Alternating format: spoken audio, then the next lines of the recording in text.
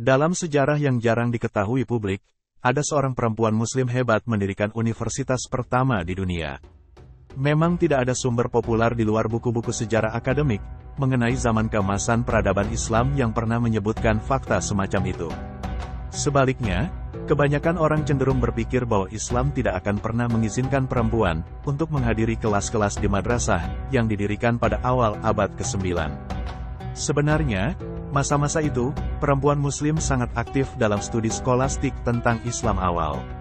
Ummul Mukminin Aisyah merupakan salah satu istri Nabi Muhammad, salah satu di antara ahli hukum Islam dan perawi hadits terkemuka pada masanya. Banyak para ulama tabi'in yang belajar kepada beliau, seperti Aisyah binti Talah, Talah bin Abdullah, Talah bin Yahya, Muawiyah bin Ishaq, Minhal bin Amr, Fudail bin Amr al-Fakimi, Hubaib bin Abu Amrah, Atta bin Abi Rabah, Umar bin Said, Auf bin Al-Harits bin At-Tufail, Abdullah bin Muhammad bin Abi Bakar As-Siddiq, Hafsah binti Abdirrahman, Asma binti Abdirrahman, Abdullah bin Abi Atiq, Muhammad bin Abdirrahman bin Abi Bakar, Abdullah bin Zubair dan Urwah bin Zubair, Abu Yunus, Zakwan, Abu Amr, Ibnu Faruf, Maula Aisyah radhiyallahu anhum.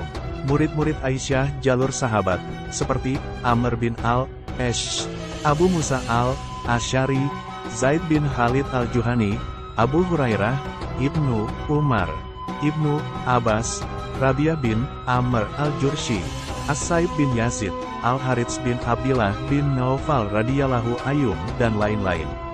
Murid beliau jalur tabi'in besar, seperti Said bin Al-Musayyab, Abdullah bin Amir bin Rabi'ah, Safiyah binti Syaibah, Alqamah binti Qais, Amr bin Maimun, Matraf bin Abdillah bin Asi Syahir, Hamam bin Al-Harits, Abu Atiyah Al-Wadi, Abu Ubaidah bin Abdillah bin Mas'ud, Masruq bin Al-Ajda, Abdullah bin Ukaim, Abdullah bin Shiddad bin Al-Had, Abdurrahman bin Al-Harits bin Hisham, anaknya Abu Bakar, Muhammad, Abu Salamah bin Abdirrahman bin Auf, Al-Aswad bin Yazid An-Nahai, Ayman Al-Maki, Sumamah bin Husni Al-Kushairi, Al-Harits bin Abdillah bin Abi Rabi'ah, Hamzah bin Abdillah bin Umar, Hubab sahabat Al-Maksuroh, Salim bin Suplan, Sa'd bin Hisham bin Amir, Sulaiman bin Yasar, Abu Wail, Syuraih bin Hani,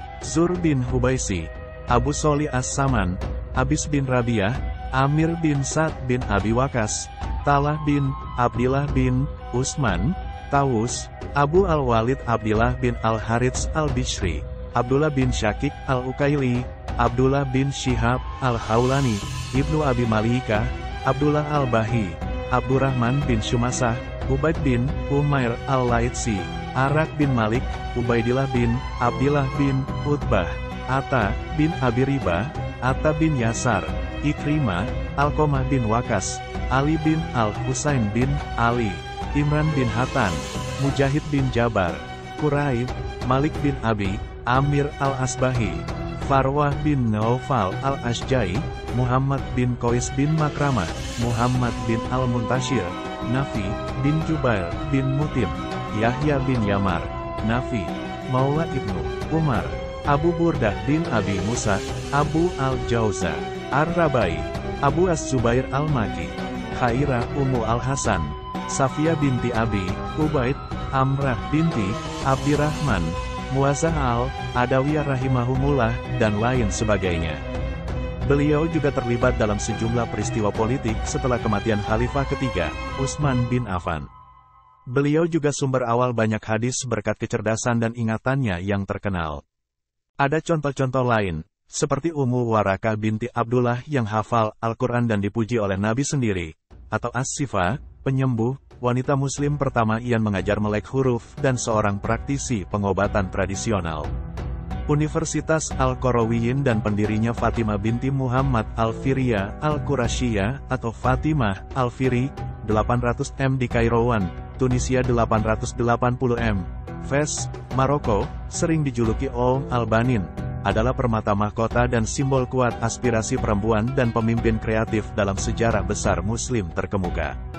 Didirikan pada 859 M, hampir 100 tahun sebelum pendirian Al-Azhar di Kairo, dan terletak di Medina Tuafes, Universitas Al-Qarawiyyin di Maroko diakui dalam Guinness Book of World Records sebagai lembaga tertua di dunia yang beroperasi sebagai universitas pemberi gelar akademik. Di masa Raja Idrisil, awal abad ke-9, Fatimah Al-Fihri bermigrasi dengan ayahnya Muhammad Al-Fihri dan saudarinya Maryam dari Al-Qairawan di Tunisia, ke Fes di Maroko. Fes ditakdirkan untuk menjadi Athena Islam waktu itu. Di kota ini, mereka sukses berdagang dan menjadi salah satu pebisnis ternama. Agama merupakan ruh utama di keluarga besar Fihri. Meski terkenal kaya, mereka tak antisosial. Seringkali menggelar kegiatan amal dengan melibatkan para duafa. Dia sangat fasih dalam pembelajaran keilmuan Islam klasik seperti fikih dan hadits. Fatimah Al-Fihri mewarisi kekayaan sangat besar dari mendiang ayahnya, yang dia gunakan untuk dakwah ilmiah Islamiyah, membangun masjid dan universitas. Masjid Al-Qarawiyyin ini terkenal juga dengan julukan Masjid Jami' Al-Syurafa. Sedangkan Maryam Al-Fihri, saudari perempuan Fatimah, adalah sponsor Masjid Al-Andalus, juga di Fes. Fatimah Al-Fihri tidak diragukan lagi adalah seorang perempuan hebat yang salehah, dengan kecerdasan visioner dan teknisi arsitektur yang dibimbing oleh hati yang murah hati dan pikiran yang cerdas. Dia diberkahi kekayaan yang banyak diwariskan oleh ayahnya. Jauh dari hidup bersenang-senang dalam pengejaran yang kaya, ia menggunakan sumber daya yang dimilikinya, dengan sangat hemat untuk mendirikan masjid, universitas, dan perpustakaan, perjuangan trilogi tertinggi amal kesalehan Islam. Pada bulan Ramadan 245 H, 859 M, Fatimah Al-Fihri mulai membangun sebuah masjid. Dia menamainya Al-Qarawiyyin, untuk menghormati kota Al-Qairawan dari mana leluhurnya berasal. Selama pembangunan masjid tersebut, Fatimah Al-Fihri berpuasa setiap hari. Di samping masjid tersebut, ia mendirikan sebuah madrasah modern, tempat pendidikan dengan standar pendidikan tertinggi dan kualitas yang bermutu akan diberikan. Memang dalam sejarah dunia, pusat-pusat pembelajaran keilmuan telah ada sejak zaman dahulu. Namun, peradaban kuno tidak pernah memulai pendidikan pemberian gelar dan melembagakan penelitian akademik melalui departemen terstruktur dan manajerial. Model Fatimah Al-Fihri menjadi model universitas saat ini.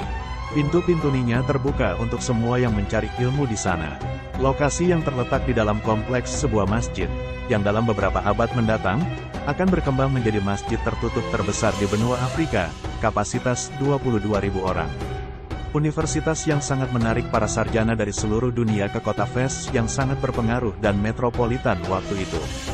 Universitas Al-Qarawiyyin ini kemudian banyak menghasilkan para pemikir ternama, seperti Abu Abbas Ahmad Az-Zawawi, seorang pakar matematika dan ilmu tafsir, Abu Madhab Al-Fasir rahimahullah, seorang ulama besar pemuka dari mazhab Maliki sekaligus pemrakarsa studi fikih mazhab Imam Maliki, dan Johannes Leo Africanus, 1494 M, Granada, Spanyol -1554 M Tunisia, adalah beberapa pemikir, teoretikus, dan penulis terkemuka, pembuat peta, astronom, dan sejarawan, seorang diplomat dan penulis Al-Andalus berdarah Berber yang dikenal karena membuat buku Description de l'Africa yang menyoroti geografi Maghreb dan Lembah Nil, adalah contoh suksesnya lulusan yang diproduksi oleh Universitas Al-Fihri. Seorang filsuf Yahudi Maimonides, Ibn Maimun rahimahullah, belajar di Al-Qarawiyyin, di bawah asuhan Abdul Arab Ibnu Muwasyah. Demikian pula, Imam Al-Bitruji, Al-Petragius. Mereka contoh lulusan terkenal yang pernah hadir sebagai mahasiswa di sana. Mulai dari kurikulum, sistem pengajaran, sampai ke urusan simbol akademik. Hingga kini, pakaian mahasiswa, toga, ala Fatimah Al-Fihri masih dipakai oleh kampus-kampus di segenap penjuru dunia. Toga yang berbentuk segi empat itu merupakan simbol yang diinspirasi dari bentuk Ka'bah di Makkah, sebagai kiblat umat Islam. Dari sekitar 700 hingga 1.700 orang lulusannya, banyak orang berprestasi dan berkontribusi terbesar dalam sejarah dapat ditemukan di dunia muslim. Al-Qarawiyyin jauh lebih maju dari zamannya. 100 tahun sebelum Universitas Al-Azhar di Mesir, sekitar 975 M, muncul. 200 tahun sebelum universitas tertua di Eropa, Bologna di Italia, St. 1088 m, dan Oxford, St. 1096 m, universitas tertua di Inggris. Hampir 800 tahun sebelum apa yang mungkin menjadi Athena zaman kita, Harvard di AS, St. 1636 m. Jika Cambridge memiliki Newton yang mengubah dunia, Al-Qarawiyyin juga memiliki dua ikon yang mengubah dunia mereka. Ibn Rushd, tahun 1126 sampai tahun 1198 m, atau Averroes menerjemahkan dan menafsirkan Aristoteles. Melalui karya-karyanya, Eropa menemukan kembali Aristoteles dan para sarjana Yunani. Alih-alih menjelajahi benua Eropa, seandainya saja Adam Smith, pendiri ekonomi, melakukan perjalanan ke Al-Qarawiyyin. Di perpustakaan mereka, dia akan membaca Ibn Khaldun, tahun 1332 sampai tahun 1406 Masehi. Smith akan melihat banyak idenya dalam Moral Sentiments, 1759, ditulis atau dipikirkan sekitar 400 tahun sebelum masanya. Awalnya, masjid ini memiliki fungsi keagamaan yang sama dengan masjid dan madrasah-madrasah lainnya, yaitu pengajaran tentang ilmu-ilmu tradisional Islam yang menjadi landasan ajaran Islam dimanapun. 3 bidang studi utama bagi siapa saja yang sedang mempelajari ajaran Islam adalah sebagai berikut ini: studi ilmu tafsir Al-Quran, studi ilmu hadis, dan studi ilmu fiqh. Namun, pada perkembangannya, kemudian juga menawarkan pelajaran non-Islam sebagai bagian dari pendidikan yang lebih luas, termasuk matematika, kedokteran, geografi, astronomi, astrologi, fisika, kimia, puisi, dan tata bahasa dan sastra. Inovasi ini merupakan hal yang penting bagi tempat ini, ialah untuk menjadi lebih dari sekedar sekolah keagamaan. Hal itu juga yang merupakan titik balik dalam sejarah Universitas Al-Qarawiyyin dan untuk masa depan pendidikan tinggi di seluruh dunia. Kurikulum awal difokuskan pada ilmu-ilmu agama dan kemudian mencakup disiplin ilmu lain seperti di atas. Akhirnya, Universitas Al-Qarawiyyin mengundang ketertarikan para sarjana dan cendekiawan Muslim. Kajian ilmu sering berlangsung di sana. Penuntut ilmu pun berdatangan dari penjuru Maroko, negara-negara Arab, bahkan penjuru dunia. Dalam waktu yang singkat, Fez mampu bersanding sejajar dengan pusat ilmu pada masa itu, yaitu Cordova dan Baghdad. Secara resmi pada masa Al-Murabiti, para ulama diberikan tugas formal untuk mengajar di Al-Qarawiyyin.